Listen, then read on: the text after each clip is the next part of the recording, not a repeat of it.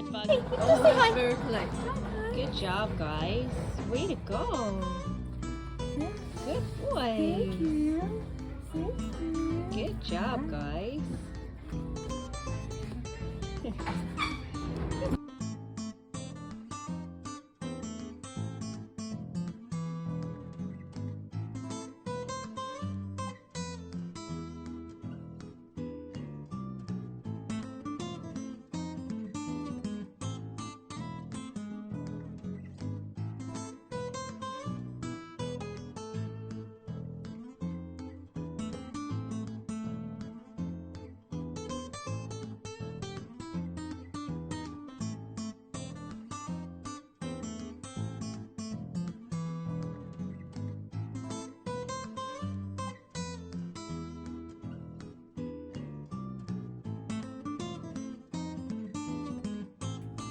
Finley, sit. Yes. Down. Yes. Stand. Yes. Well done. Finley, sit. Yes. Down. Yes. Stand. Yes. Good job. Well done. Finley, leave it. 1, 2, 3, 4, 5, 6, 7, 8, 9, 10. Yes, take it. Good boy. That was so good. Finley, watch me. 1, 2, 3, 4, 5, 6, 7, 8, 9, 10. Yes, good boy. Well done. Good job. That's a good boy. Vincent, yes. Stay. Yes. Stay. Yes. Stay. Yes. Stay. Yes. Stay. Yes. Good job. All done. Good boy. That was so good. Good job. Finley, hang it up. Yes, good boy. Finley, go cuddle. Yes, good boy. Finley, stay. Yes. Stay. Yes. Stay.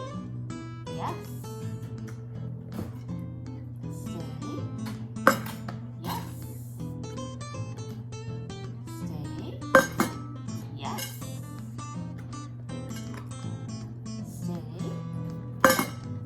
Okay. Good job. Finley, stay. Yes, good boy. Okay. Finley, sit. Stay. Yes. Stay. Yes. Stay. Yes. Stay. Yes. Good boy. Stay. Yes. All done. Good job.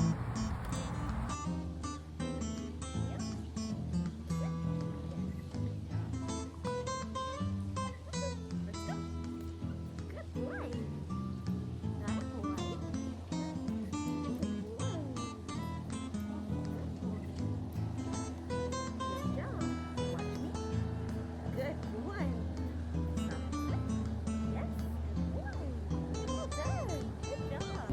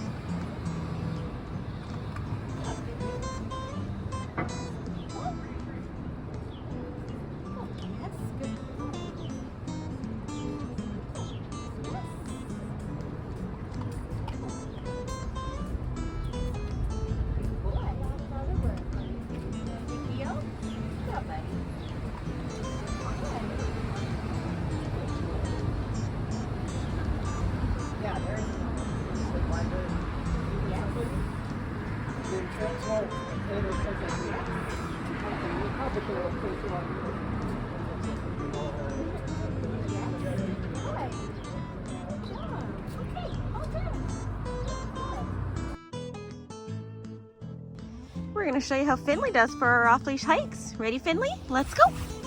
Good boy. So I always start out with a high rate of reinforcement and reward them every time they check in.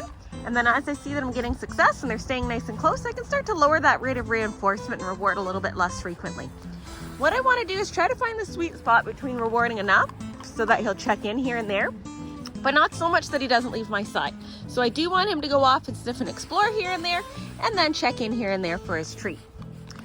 As I'm feeding the treats, it's important to make sure I don't just start ignoring him just because I'm not giving a treat every time. So I'm going to start to switch it up and give an affection of praise sometimes, and then other times give a treat so that he is always getting something for that check-in. We want to make sure we're offering enough reinforcement to maintain that behavior. If I start to ignore it just because I don't want to give a treat every time, that's the equivalent of me telling you to walk away or ignore it when they're jumping up for attention or barking for attention. We ignore or walk away from those attention-seeking behaviors to teach them that that behavior doesn't work to get anything. If I start to ignore the check-ins just because I don't want to give a treat every time, we're going to start to lose that behavior, and that's not what we want to see happen. Good boy, Finley. Go play. Out here, I'm mostly just using kibble for Finley. Because we work together a lot here, it's really easy for him to make the choice to check in and work with me, so I'm not using a lot of high-value stuff. But anytime you go somewhere new where there's more exciting sights and smells and distractions, you're going to want to switch it up and use some higher value treats. So things like chicken, hot dog, liver. The idea is you want your best value treat to trump anything in the environment so that whenever you ask him to do something, he happily does it, expecting to get the best outcome from you.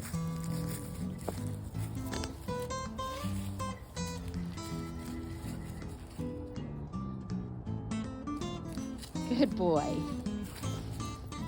All done, go play.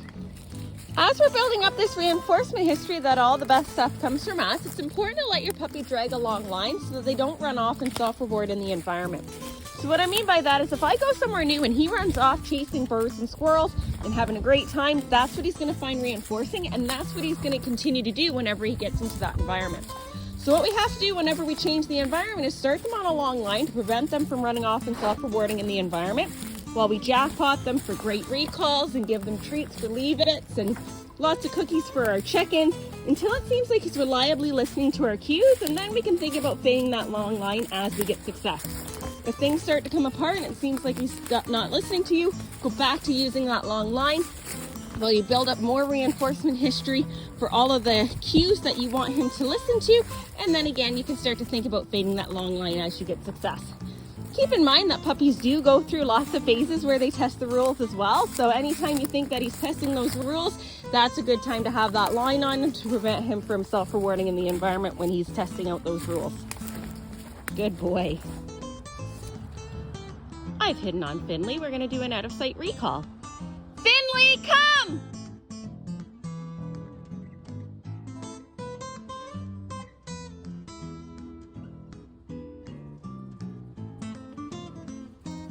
Yes, good boy.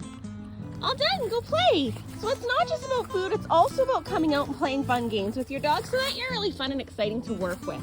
Another important part of the equation is ending that recall with an all done and go play after they get their treat so that they're learning that recall does not end the fun. And that's a common mistake that a lot of puppy owners make is they use their recall when it's time to leave fun places, and then the dogs start to resist coming when called because that's negative for them. They don't want the fun to stop. So what we need to do to prevent having that happen is do lots of recalls where we back it up with a go play so that they learn that recall is just part of the game. They get to keep playing. If it is actually time to leave somewhere, what I do is I call them and unleash them, give them a good treat, say go play, and let them play while they're dragging their leash for a couple of minutes so that they do get to keep playing for a bit, and then just pick up the leash and use a cue like let's go or this way, something other than recall, because we don't want to risk making a negative association with that word. Along the same lines, don't use recall to do anything that your puppy might not like. So I don't use the word come to get them to go in the bath or to do their nails. I also don't use the word come to get them to do anything they seem unsure about. So if Finley was nervous about going through a doorway or across a certain surface, you don't want to use the word come to encourage him to do it. You can do a kibble toss or a cookie trail or something to encourage him to figure out how to do it himself, but you don't want to risk making a negative association with that word come.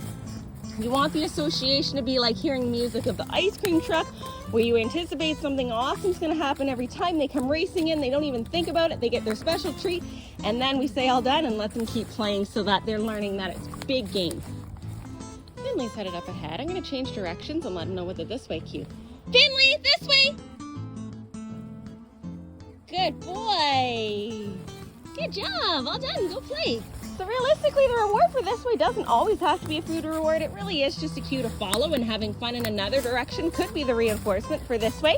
But if he turns on a dime and comes racing in like he just did, I do like to give a food reward for that to encourage a really fast response like that in the future. Good boy, Finley.